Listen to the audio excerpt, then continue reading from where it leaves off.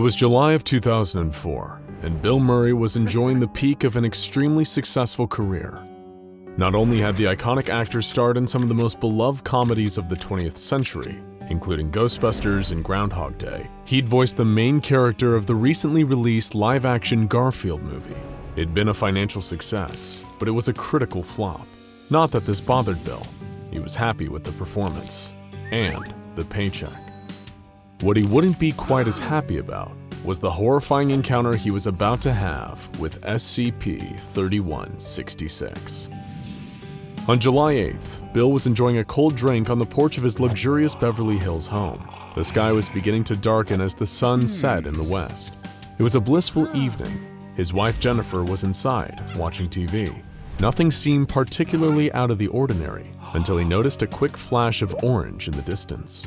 It was almost too fast to register, this large orange shape darting past the corner of his eye. For a second, he entertained the thought that it might have been an escaped tiger, but it was gone too fast to really tell. Bill finished his drink and headed inside. He had enough for one night. The next morning, he got up to read the paper and found the Garfield movie getting slaughtered by the critics. One review stated, "No one can accuse Garfield the movie of infidelity to its source. It faithfully conveys the banality of Jim Davis's cartoon." Another called it, "a film without energy and without spirit." He put the paper down and ate his breakfast. A few blows to the ego were worth it for the paydays that came with big-budget family films. Just then, his wife came to him with a strange question. "Were you walking around downstairs in the middle of the night?" No, he hadn't. He'd been sleeping like a baby. Why did she ask? "Well," Jennifer said, "I heard some rustling downstairs last night. It sounded like something big." He hadn't heard anything though, and told her it was probably just her imagination. He put it out of his mind and continued about his day. He decided he would keep his eyes peeled for that orange blur again though. Bill didn't see anything peculiar the rest of the morning and went to a local cafe for lunch. He ordered a coffee and a cream cheese bagel, then made a quick trip to the bathroom while his food was prepared. When Bill returned to his table though, there was something strange. Instead of a bagel, there was a large heaping of lasagna on the table. What was going on? This cafe didn't even serve lasagna. Bill knew something was terribly wrong. Things only got stranger when Bill came home to find a small tuft of orange fur snagged on the frame of his front door. And it wasn't synthetic fur like you'd see on plush toys or stuffed animals. No, this was real animal fur. Maybe someone was just goofing off or trying to play some weird prank on him. But it didn't feel like it. Deep down, Bill Murray knew that he was in grave danger. Whoever or whatever was behind this, it wanted to hurt him. That night, his worst fears were realized. Bill's wife had left town for the week, and he was headed to the kitchen in the middle of the night for a glass of water when he saw something, a huge figure moving up against the glass door leading to his backyard. The thing was huge, nearly 7 feet tall, with a bloated, fur-covered, misshapen body that was pressed up against the door. Its fur was bright, garish orange, a cartoon orange. Strangest of all, though, was the sound it was making. It sounded like it was purring. Bill backed away from the door and then ran back to his room to hide. The whole night he sat cowering as he heard scratching against the walls, like something was trying to get in. He was terrified and too scared to do anything, even move. Finally, as morning broke, the noises seemed to stop. Bill had to do something. He couldn't let this nightmare go on another night. What if things got worse? What if that thing managed to get inside? He called the local police, and when they arrived, he explained the incredibly strange situation as best he could. He told them he was being stalked by some kind of huge cat, or at least someone dressed like a huge cat. Also, there was lasagna involved. The officers interviewing him could barely contain their laughter as he told them his story. A giant orange cat? Perhaps, one of them theorized, he angered some kind of obsessive Garfield fan through his involvement in the live-action movie. After all, the original comic had been running for years and had been extremely popular. Who knows what kind of nutjobs were obsessed with seeing only a faithful adaptation of the source material. As the officers departed, Bill was confident that they weren't taking him seriously. He couldn't rely on any of them for protection.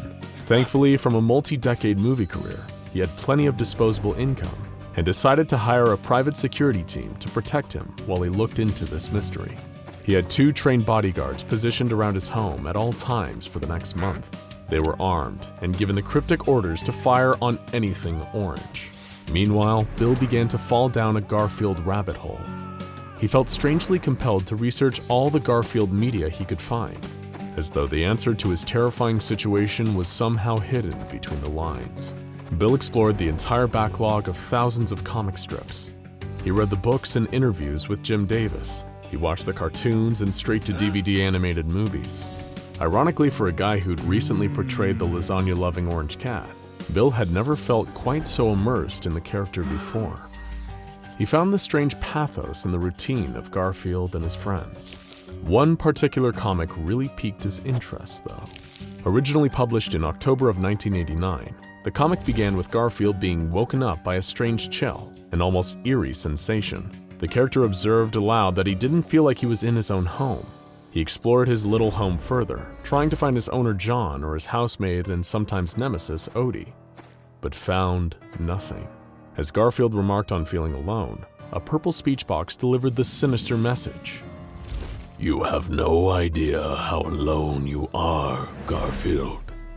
He then finds that his home looks like it's been abandoned for years. The for sale sign outside is practically ancient.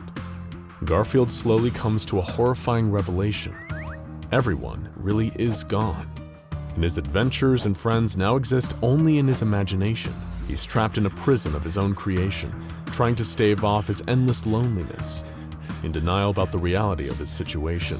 The comic ended with a quote directly from Jim Davis himself saying, "An imagination is a powerful tool. It can tint memories of the past, shade perceptions of the present, or paint a future so vivid that it can entice or terrify, all depending upon how we conduct ourselves today." As he read those words, Bill Murray felt a chill down his spine. Why had he wanted to get involved in the Garfield movie in the first place? What had he gotten himself into? Before he could slip any deeper into his own mind, Bill heard a faint, choked scream downstairs. He felt his breath catch in his throat. He was terrified, but needed to see what was happening. He carefully and quietly began to creep down the stairs. At the bottom, he poked his head around a corner, and that's when he saw a member of his security detail lying dead on the floor. His face was blue from asphyxiation. His mouth was stuffed with lasagna. It looked like he had been force-fed to death. Bill wanted to scream, but he couldn't, or maybe knew he shouldn't. Just then, he heard a soft, meaty thumping noise coming from the nearby living room. He didn't know why, but he felt compelled to approach, as if by forces beyond his control. He made his way to the living room, and when he'd got there, he saw where the noise was coming from. Bill's jaw dropped in pure horror. There was the other member of his security detail, lying limp and lifeless under a giant orange figure.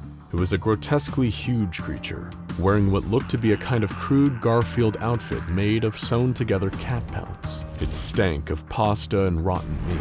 In its giant paw, it held a golden trophy, which it was using to pound the security guard's head into mush, while making quiet, cat-like purring noises. The creature suddenly stopped and looked up, locking eyes with Bill. The fear of death came over him.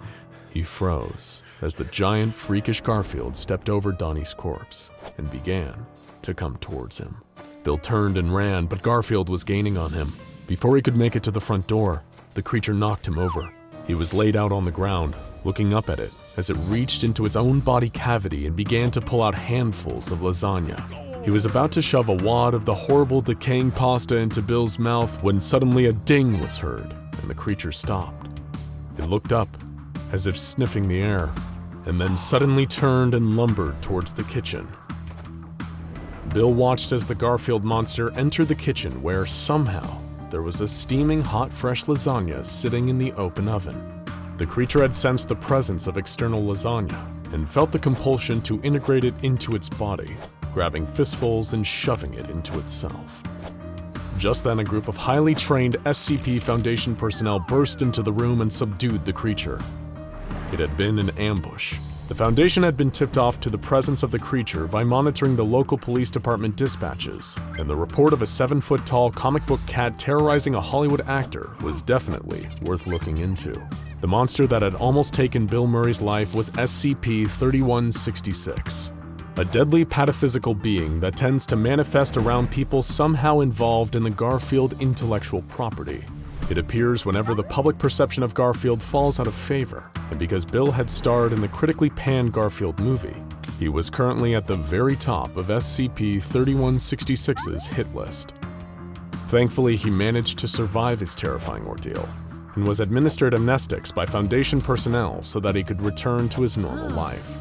This frightening and mysterious creature has been around since 1989, appearing after the publication of the haunting Garfield comic that Bill had read that very night.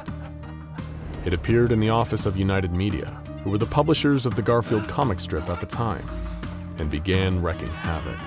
Since then, the creature's manifestation has been a constant threat whenever Garfield loses its popularity or audience. As a result, the Foundation has spent years as the funding source behind all Garfield media, and even planting hypnotic mimetics into the comic strips to ensure that there is always a loyal fan base. The fur is indeed real organic cat fur, albeit an unnaturally orange color, and instead of organs, the creature is filled with lasagna. Worst of all, though, is that testing has revealed that the meat in the lasagna is genetically identical to the flesh of Garfield's creator, Jim Davis. How did this thing come into existence? Perhaps it was Jim's sheer force of imagination that dragged it into being. As he himself said, an imagination is a powerful tool. All in all, it's lucky that Bill Murray was able to survive his encounter and return to his normal life. Well, as normal as life can be for Bill Murray. And if you see Bill Murray, don't bother asking him about SCP-3166. The amnestics were quite effective. And just as he's fond of saying himself, no one will ever believe you. Now go check out SCP-5000 The Suit and SCP-049 The Plague Doctor Escapes for more freaky and fascinating files from your favorite Foundation.